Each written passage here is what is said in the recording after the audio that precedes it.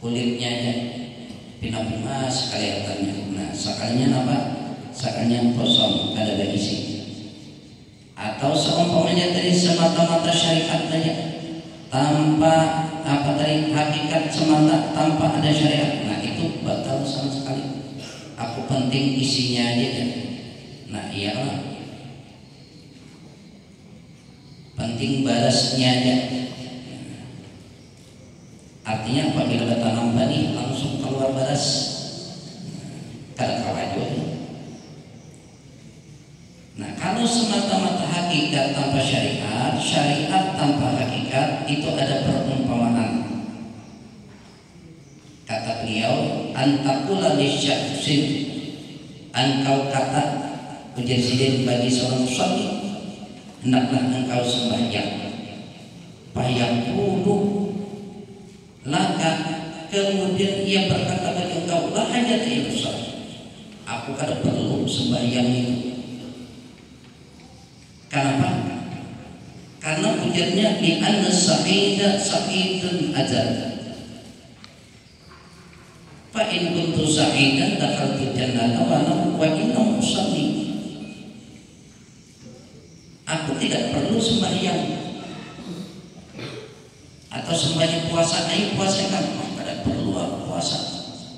Karena orang yang beruntung itu adalah beruntung secara ajali, artinya kada dulu sudah. Secara hakikat orang beruntung. Bila orang rugi ataupun kada buntung, nah dasar kada dulu. Jadi ujarnya, jika aku termasuk daripada orang yang beruntung, maka aku masuk surga. Wa illam usalli, sekalipun aku ada sembahyangan, walaupun aku ada puasa, walaupun aku tidak melaksanakan perintah dalam syariat, maka aku ada untung aja sudah. Jadi buat apa aku sembahyang? Buat apa aku puasa? Buat apa aku zakat, infak, sedekah, haji dan sebagainya? Tidak perlu itu. Kalau memang aku anak selamat sudah. Nah orang kayak ini presiden, nampak tadi secara ilmunya gigih, tapi secara prakteknya luput karena hakikatnya tidak dibarengi dengan syariat, tidak disertai dengan syariat. Wa inna dakhaltun nar wa in shallaitu, sebaliknya kalau aku ini termasuk daripada tidak beruntung, maka aku masuk neraka sekalipun aku sembahyang. Biar aku biar aku artinya ngapa tadi banyak sembahyang, banyak puasanya, jangan karena yang wajib, yang sunatnya pun banyak dikirnya semuanya. Kalau memang aku garisnya adalah masuk neraka, maka aku akan masuk neraka sekalipun banyak aku sembahyang, ujarnya. Nah ini semata-mata hakikat aja tadi. Nah ini batal. Adapun misal kedua adalah orang semata-mata syariat tetapi tidak berhakikat. May ya'malu li ajlil jannati, orang yang beramal karena syurga bukan karena Allah. Lalu ia berkata, laula amali lama dakhaltuha. Kalau kada aku yang sembahyang, kalau bukan karena aku yang rajin puasa, kalau bukan karena aku yang rajin zikir, rajin tasbih, rajin bersedekah, kalau bukan karena amalku, lama dakhaltuha, niscaya aku tidak masuk ke surga. Nah, fahadihi syariatun atilatun. Nah, ini syariat yang kosong, kada berisi. Wa makna kaunnya atilatun, makna kosongnya itu kenapa? Anna wujudaha kadanya, bahasanya adanya itu seakan-akan kada ada juga. Li anna dukhulal jannati bi bifadlillah dan hadis syarif, karena orang masuk surga itu semata-mata karena karunia Allah Subhanahu wa taala. Jadi berhakikat dengan tidak bersyariat batal, bersyariat dengan tidak berhakikat itu kosong. Maka beruntunglah orang-orang yang bersyariat dan berhakikat itu tadi. Syariatnya ia jalankan, kemudian kenapa tadi hatinya pun tidak lepas, tidak lupa daripada pandang hakikat. Baginda kita Rasulullah Sallallahu Alaihi Wasallam di dalam riwayat Sahih Syariah, baginda Rasulullah Sallallahu Alaihi Wasallam, padahal mudahnya beliau seumpamanya ingin menghindari daripada kejaran kaum Quraisy, ataupun beliau berangkat dari Makkah ke Madinah, maka sampai 14 hari 14 malam. Ayo perjuangan baginda Rasulullah Sallallahu Alaihi Wasallam. Ketika orang-orang kafir Quraisy memutuskan dengan 3 perkara. Pertama, Nabi diusir, atau yang kedua Nabi ditangkap, atau yang ketiga yaitu Rasulullah Sallallahu Alaihi Wasallam dibunuh. Itu paripurna sudah keputusan, tidak bisa diganggu gugat lagi. Maka memutuskan itu untuk mencelakakan baginda kita Rasulullah Sallallahu Alaihi Wasallam. Wa makarallah wa Allahu khairul makirin. Maka punya siasat, punya rencana, punya misi yang busuk itu tadi. Allah Ta'ala maha mengetahui dengan rencana mereka. Maka disebutkan yang tadi semuanya dari rahasia. Allah Ta'ala perintahkan kepada Sayyidina Jibril alaihissalam, Jibril sampaikan kepada kekasihku, kepada kekasihku yaitu Nabi Muhammad untuk bersiap-siap hijrah. Padahal gampang Allah Ta'ala, sekejap mata sampai sudah. Kemana tadi? Ke Madinah. Tapi syariat perjuangan hijrah Rasulullah ini kayak apa? Beliau jalani. Maka baginda Rasulullah Sallallahu Alaihi Wasallam ketika disampaikan oleh Sayyidina Jibril tentang siasat dan tentang rencana mereka, kayak Pak baginda Rasulullah Sallallahu Alaihi Wasallam, maka disebutkan di dalam sejarah itu. Nah, kita menyimpang sedikit pas saja masih bulan Muharram. Disebutkan baginda Rasulullah Sallallahu Alaihi Wasallam bersiap-siap untuk berhijrah ke Madinah, tapi beliau masih ingat titipan barang orang-orang daripada Quraisy. Jadi orang-orang Quraisy, kafir Quraisy, mereka mendustakan Rasulullah, menumpalak Rasulullah, menyebut Rasulullah pendusta macam-macam.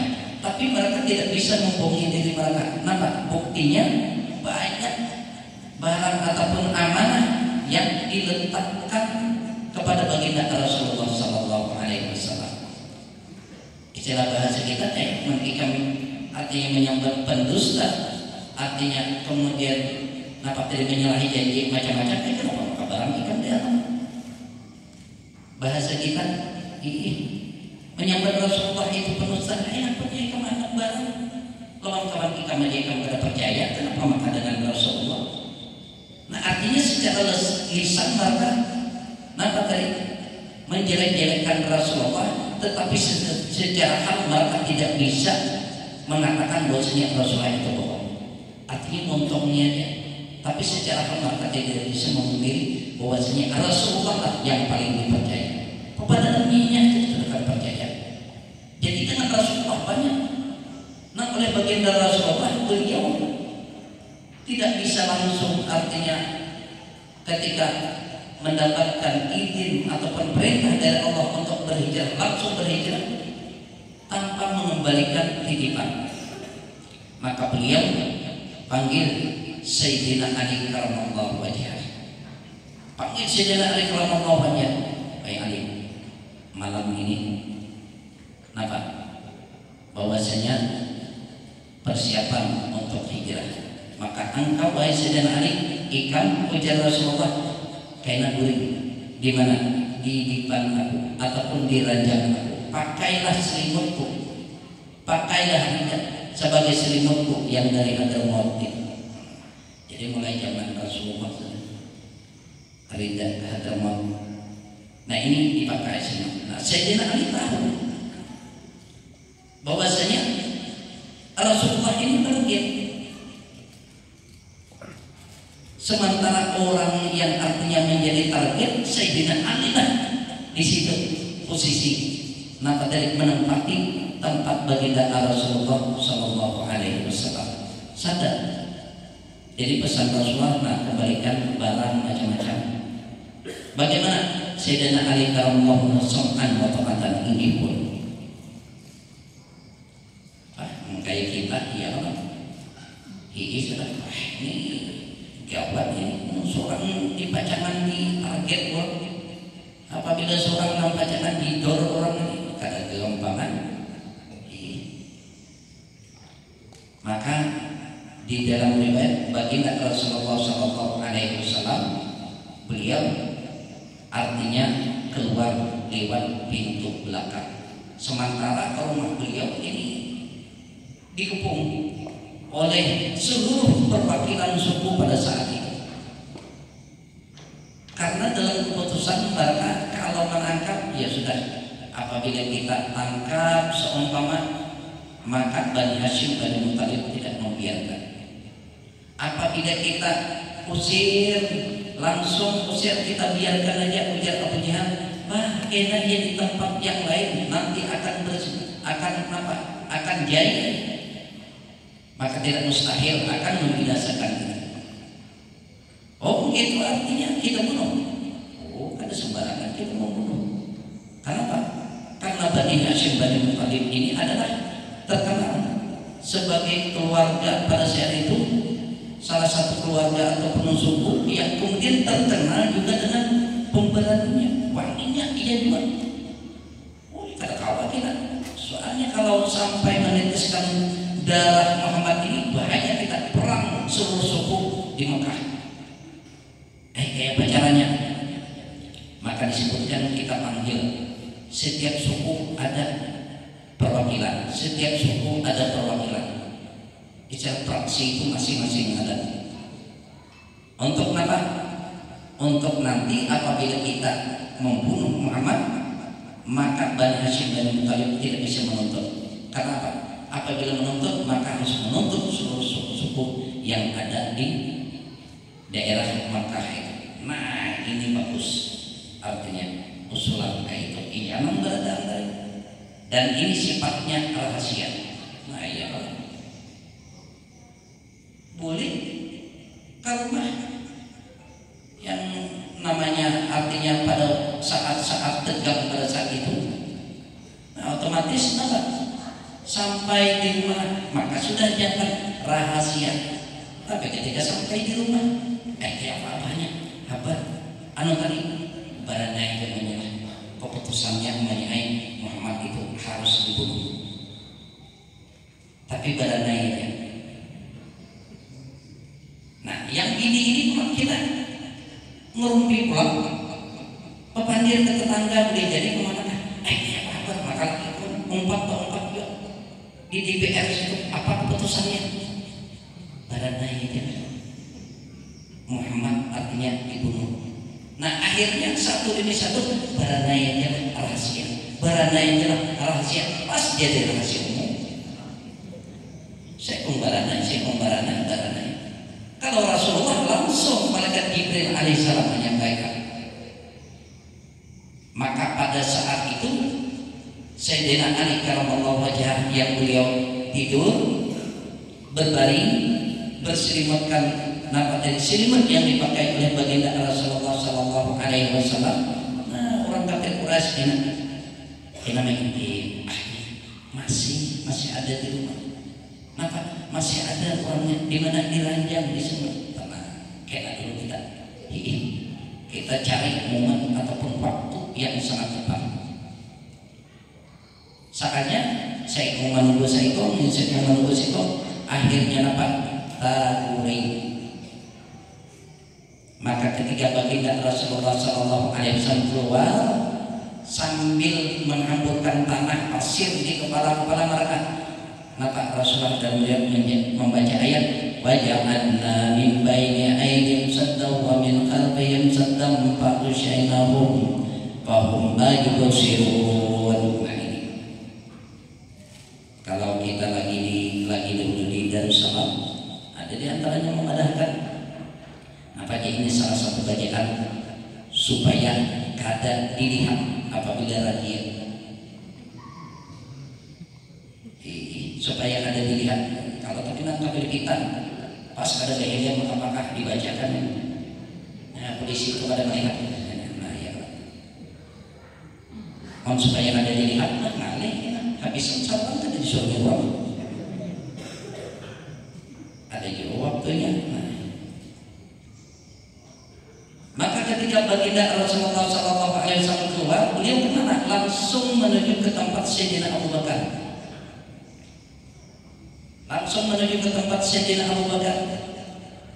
Setelah bertemu dengan Sayyidina Abu Bakar radhiyallahu anhu, maka ujar baginda Rasulullah al-lail hijrah ya Abu Bakar. Malam kita berangkat. Malam ini Abu Bakar kita berangkat. Hijrah ya Rasulullah. Iya. Artinya menurut umpatkan bayar.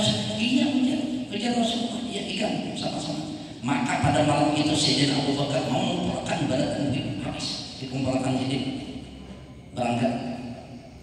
Cukup untuk hari untuk anak beliau sebagaimana Asma, sebagaimana Siti Aisyah radhiyallahu anha. Jadi baratan di bawah sedikit.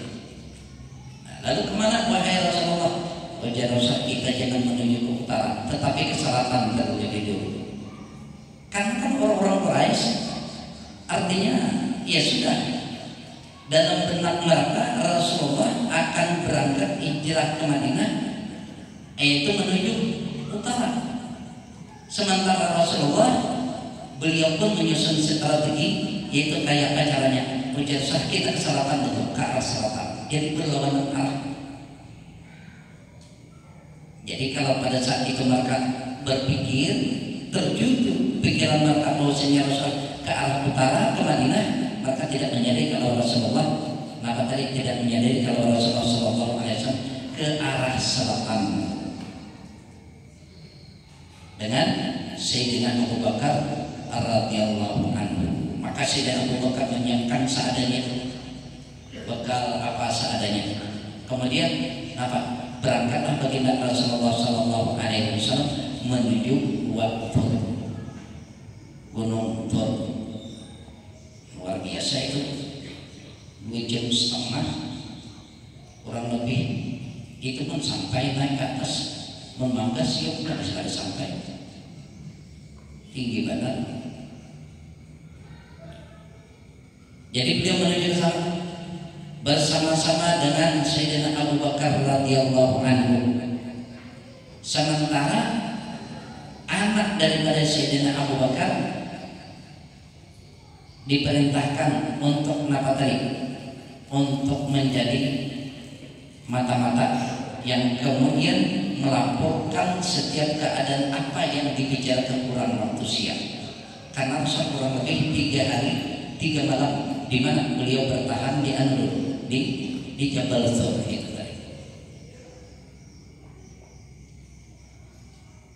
Dan sementara itu Rasulullah Sallallahu Alaihi Wasallam juga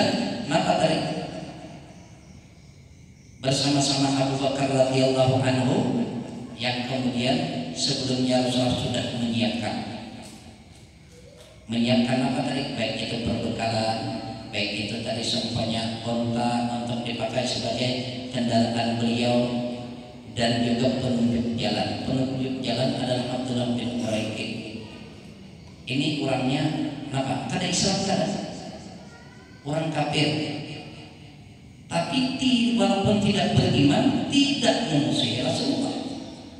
Kalau yang tadi sudah kada beriman, memusuhi Rasulullah, mengganggu Rasulullah. Nah itu.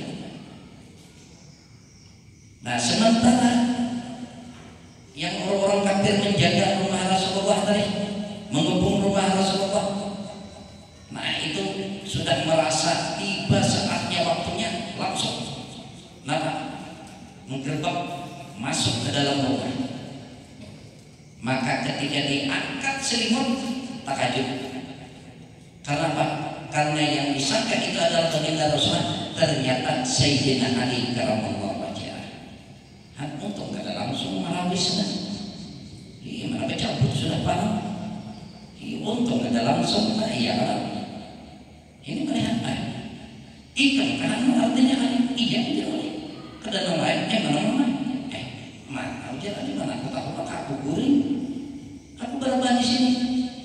Tanpa kemana aku nelpon aku. Nah, akhirnya bingung.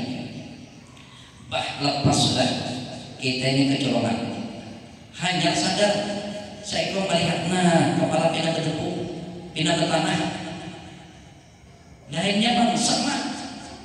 Nah berarti kita dalam keadaan terlelap, dalam keadaan tidur.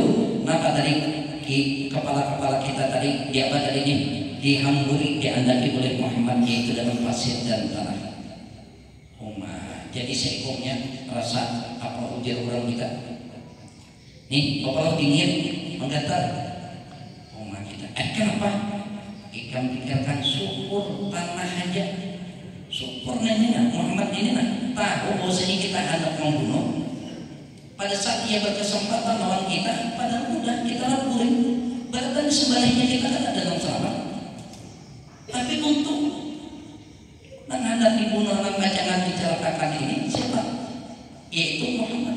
Dan dia hanya meletakkan nama dari tanah ataupun pasir di kepala-kepala kita. Bagi kehendak Rasulullah, ya sudah mati yang berdatang itu.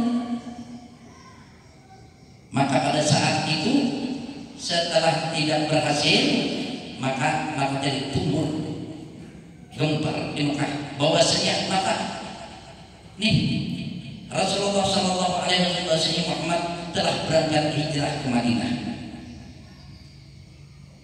Akhirnya disepakati, ya sudah, pokoknya hidup ataupun mati siapa yang mendatangkan akan diberikan hadiah 100 ekor domba. Nah, apa ada lagi masing-masingnya? Pemuda-pemuda enam Tuhan iya juga, nang babaya wani iya juga, kisah wani juga. Petantang petantangnya aja tadi. Kemana mereka? Menuju arah utara, menuju Madinah. Itu kebanyakan di antara mereka. Padahal baginda Rasulullah kemana tadi? Berlawanan arah, malah menuju selatan. Baginda Rasulullah SAW kurang lebih 3 malam di dalam riwayat, dan yang mengantarkan makanan adalah Sayyidah Asma. Pada saat itu Sidin Batianan, anak Sidin ya, dalam sahabat anak Asma. Nah itu pada saat itu Sidin Batianan. Nah naik kemana tadi? Jabal Tur itu kan. Dalam 3 hari itu berapa kali? 2 kali mengatakan segala keperluan baginda Rasulullah. Bahkan ketika akan membawa perbekalan Rasulullah SAW, kayak apa menaruhnya, membawanya, maka beliau langsung melepas ikat dari semacam ikat pinggang kaki kita, dirapit sidin, dipanggang, dibelah. Oleh karena itu gagalan zul atau kain, yaitu siapa? Sayyidah Asma, yang mana ia membelah tadi 2 ikat pinggang beliau. Untuk apa? Untuk mengikat perbekalan dengan Rasulullah SAW. Maka setelah artinya dirasa siap, sudah berangkat baginda Rasulullah bersama-sama Sayyidina Abu Bakar dan bersama Abdullah bin Uraiqid sebagai pemimpin jalan. karena jalan Rasulullah ini lain daripada jalan apa tadi yang biasa orang jalan. Berangkat. Nah, sementara itu di dalam riwayat ada seorang yang bernama Suraqah. Nah, ini sudah mencurigai. Baca Suraqah dan Muhammad ini artinya langsung menuju sudah dibaca, pasti sudah mencari jalan yang lain. Maka Suraqah kayak caranya. Ujar Suraqah, aku bila aku langsung menuju habisan jalan. Banyak yang syaratnya aku seorang bertambah berulang, nah, bisa dibagi 3, apalagi orangnya sampai 10, habisan 600 tadi banyak terbagi. Kayak apa caranya?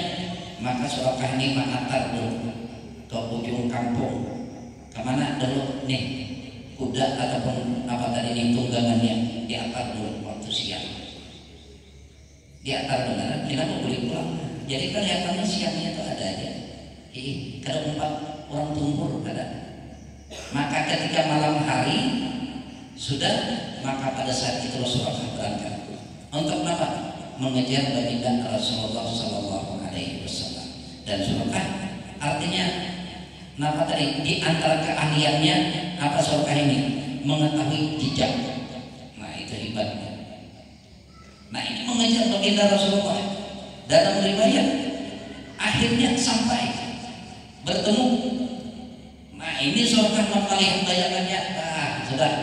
Artinya ada 3 orang, berarti salah satunya adalah baginda Rasulullah. Dan Suraqah mengetahui di situ ada Rasulullah. Bagaimana? Sayyidina Abu Bakar. Nah, ya Allah, kita mulai ke belakang dan ya Rasulullah, matian dua kita, dapat dua kita ini kenapa? Jadi apa ujian baginda Rasulullah? Maka Rasulullah berdoa kepada Allah Subhanahu wa taala, Allahumma qinihim bima syi'ta kaifa syi'ta. Ya Allah, cukuplah Engkau yang memberikan pertolongan dengan apa yang Engkau kehendaki, dengan apapun yang Engkau kehendaki. Berdoa Rasulullah, maka kemudian terjerembablah, terjatuhlah Suraqah. Kemudian kayak apa? Iya, dalam keadaan terjerembab, terjatuh dari minta tolong ya Muhammad, tolong Muhammad. Ditolong ya Rasulullah. Kawa berdiri, kudanya kawa yo berdiri. Setelah beberapa saat Rasulullah artinya berjalan terbayang 100 ekor unta. Ruginya